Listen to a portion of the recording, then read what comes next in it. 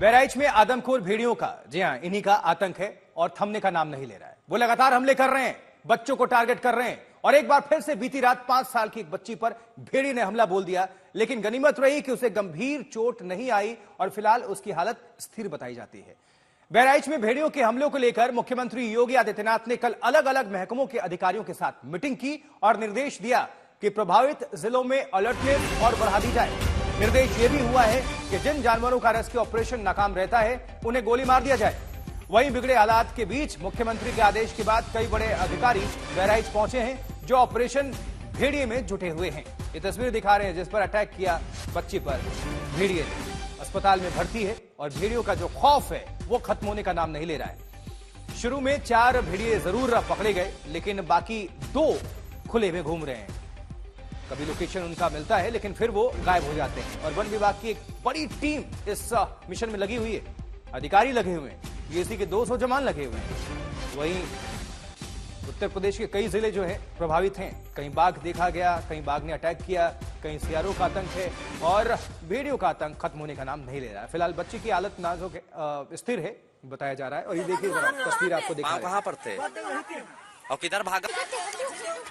ये तुम्हारा मेमोरी खाली है इसमें? हाँ, मेमोरी खाली है सर। उधर दिख रहा है, आगे बढ़िए।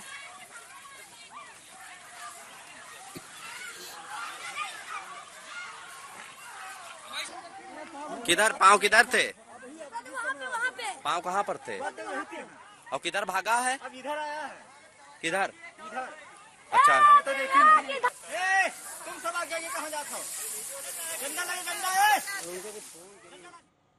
तो किस तरह से आदमखोर भेड़ियों की वजह से यूपी का बहराइच त्रस्त है, आइए आपको जरा अपडेट कर देते हैं। देखिए, बीते 6 महीने में छोटे बड़े 60 से ज्यादा हमले कर दिए इन भेड़ियों ने और कई लोगों की तो उसमें जान चली गई है। अब तक हमलों में 10 लोगों की मौत हो गई है इनके अटैक की वजह से, काटने की वजह से। मरने वालों में 9 बच्चे शामिल हैं, एक महिला इसमें शामिल है। लेकिन अब भी दहशत में जीने को लोग मजबूर हैं। 4 भेड़िए अब तक गिरफ्त में हैं, यानी पकड़े जा चुके हैं। 2 भेड़ियों का अब तक सुराग नहीं है, वो लोकेशन बदलते रहते हैं लगातार। ऑपरेशन में 200 सदस्यों की टीम लगाई गई है ताकि इन पर काबू पाया जा सके। वन विभाग की 25 टीमें तैनात हैं, राजस्व विभाग की 32 टीमें भी अलर्ट मोड पर हैं। यह मिशन भेड़िया है जिसको अंजाम दिया जा रहा है, लेकिन अब भी 2 भेड़िए नहीं है पकड़ में और उन्हीं की कवायद है कि जल्द से जल्द ये पकड़ में आए, क्योंकि ये लगातार अटैक भी कर रहे हैं। बहराइच में भेड़ियों के हमले में जो सबसे नया मामला सामने आया है उसकी जानकारी जुटाने पीड़ित बच्चे के घर पहुंचे आज तक संवाददाता समर श्रीवास्तव। बड़ी तस्वीर जो है वो इस घर से आती है जहां वो 5 साल की लड़की सो रही थी और उस पर भेड़िए ने हमला किया। हम दाखिल होंगे उसी घर में, उसी जगह पर जहां पर वो आदमखोर आया और उस भेड़िए ने ये हमला किया। गांव वाले सारे इकट्ठा इसलिए हैं क्योंकि आज इस गांव में चर्चा केवल एक है, भेड़िए का आतंक, भेड़िए का हमला और उस बच्ची की किस तरह से जान बचती है, उसकी क्या कहानी है। ये वो घर है।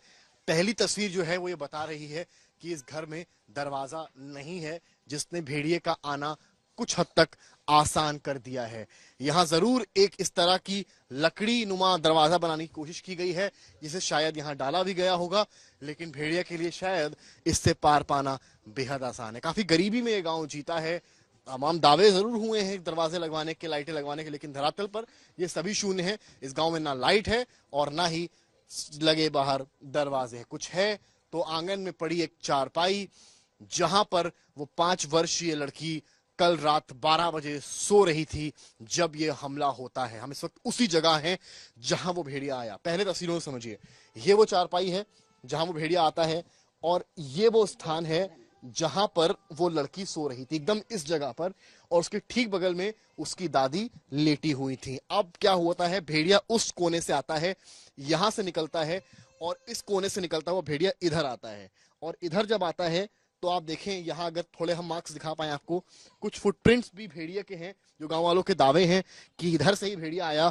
और ये देखिए, नंबर 1, नंबर 2, नंबर 3, नंबर 4 यहाँ देख पा रहा हूं, ये 5वां और 6वां, कुल मिलाकर 5 से 6 फुटप्रिंट्स यहाँ पर दिख रहे हैं जो भेड़िए के हैं। भेड़िया वहां से आता है, शिकार करने के लिए इधर मुंह घुमाता है, टर्न करता है, जगह बनाता है, और यहां जब बच्ची सो रही होती है उसका सर इधर होता है या इधर होता है? सर इधर होता है। जब बच्ची का सर इधर होता है, भेड़िया जगह बनाता है और गले को पीछे से पकड़ता है और उसको खींचने की कोशिश करता है, और उसी दौरान परिवार वाले, जो उनकी दादी है जो बगल में सो रही होती हैं, वो जगती हैं, चिल्लाती हैं, गांव वाले आते हैं, भेड़िए को भगाते हैं और सारी चीजें होती हैं। जो दादी हैं वो मौजूद हैं इस वक्त हमारे साथ। आप इस पर बैठिए, आके मैं उनसे बात करूंगा, समझूंगा कि आखिर क्या कुछ कहानी थी। आगे आइए, आगे आइए। ये खटिया चारपाई पूरे घर के हालात भी दिखाते रहिए कैमरामैन नीरज। देखिए फ्रेम आपको पूरे घर का दिखा रहे हैं। यहाँ एक लाइट ना घर के अंदर है ना बाहर है।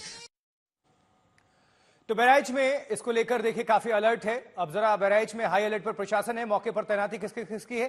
संजय कुमार हैं, एमडी हैं वन निगम के, वो खुद मौजूद हैं, और एचवी गिरीश मुख्य वन संरक्षक हैं, वो खुद मौजूद हैं।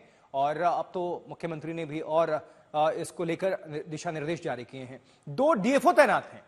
कुल 10 अधिकारी जो हैं हाई लेवल के, उनकी तैनाती है वहां उस पूरे इलाके में। संजय कुमार है, एचवी गिरीश के नेतृत्व में सर्च ऑपरेशन को अंजाम दिया जा रहा है, आगे बढ़ाया जा रहा है। Chief forest conservator Renu Singh कर रही है समन्वय। अब बहराइच के प्रभावित इलाकों में प्रशासन ड्रोन की मदद से भी लगातार निगरानी कर रहा है, ताकि 2 अन्य भेड़ियों को जल्द से जल्द पकड़ लिया जाए। और ज्यादा जानकारी आप सभी तक पहुंचाएंगे हमारे सहयोगी संवाददाता समर श्रीवास्तव। तो आप देख सकते हैं इस वक्त बहराइच में भेड़ियों को पकड़ने के लिए प्रयास किए जा रहे हैं और इस तरह के ड्रोन्स का इस्तेमाल किया जा रहा है, और कहीं ना कहीं इसके जरिए भेड़िया कहां छुपा है उसको पाया जाए, उसको ढूंढा जाए, ये कोशिशें लगातार हुई जा रही हैं।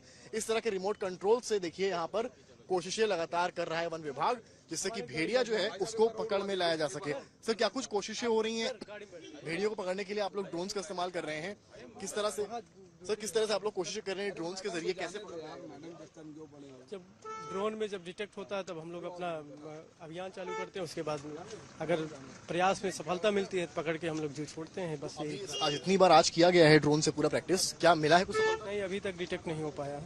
10 पिछले मतलब 10 मौतें हो चुकी हैं। जी बताइए, आप क्या कहेंगे इस पर? आइए सर, कुछ कहेंगे आप? तो वन विभाग के तमाम अधिकारी हैं, तमाम लोग हैं, चुप्पी भी साधे हुए हैं। हालांकि सीओ थे फॉरेस्ट रेंज के, उन्होंने कहा कि कोशिश होती है ड्रोन के जरिए किसी तरीके से कैप्चर किया जाए कि भेड़िए हैं कहाँ। आप देखिए तमाम आला अधिकारियों की गाड़ियां यहाँ हैं। मुख्यमंत्री का जब निर्देश आया उसके बाद तमाम अधिकारी यहाँ पर पहुंचते हैं, और कहीं ना कहीं आप देख सकते हैं तस्वीरों में कि किस तरह से यहाँ आला अधिकारी पुलिस के और वन विभाग के यहाँ मौजूद हैं।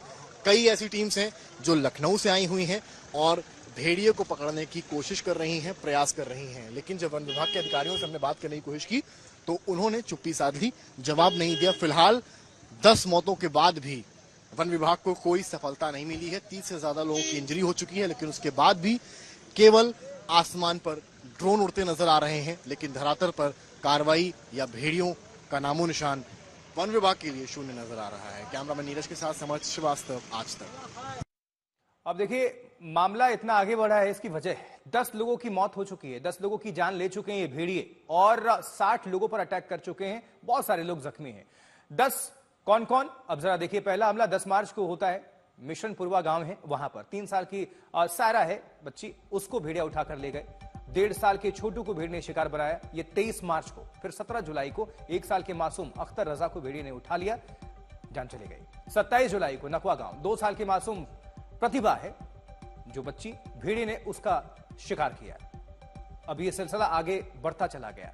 3 अगस्त को कुलैला गांव 8 साल के किशन पर भेड़िए ने हमला कर दिया। अगर आप गौर करेंगे तो सब बच्चे ही हैं। 17 अगस्त को 4 साल की मासूम को भेड़िए ने शिकार बनाया, यह सिंगिया नसीरपुर गांव है। और 22 अगस्त को भटौली गांव भेड़िए ने 5 साल की खुशबू पर हमला कर दिया।